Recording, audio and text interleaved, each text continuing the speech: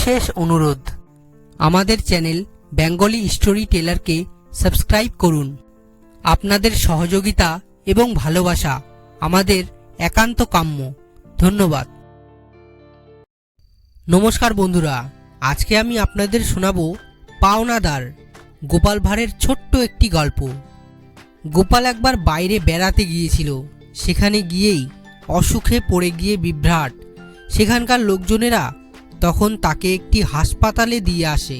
বিদেশ বিভূই, তাই সেখানে জানাশোনা লোক ছিল না তার।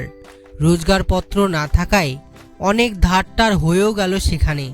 সেই হাসপাতালে এক বৃদ্ধা তার ছেলেকে রোজ দেখতে যান।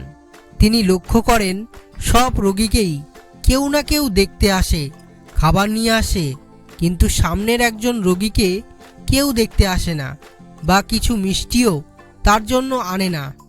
অনেক দিন বাদে তিনি তাকে জিজ্ঞাসা করলেন, বাছা, তোমাকে কি কেউ দেখতে আসে না? বাড়ি থেকে কেউ কিছু নিয়েও আসে না দেখছি।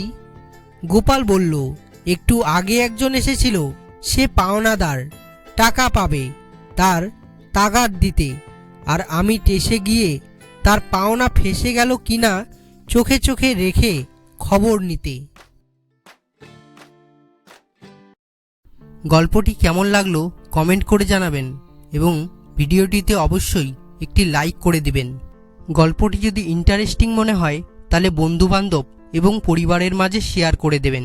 চ্যানেলে নতুন হলে সাবস্ক্রাইব করে বেল আইকনটি বাজিয়ে দেবেন, তাতে পরবর্তী ভিডিওর নোটিফিকেশন সবার আগে পাওয়ার জন্য।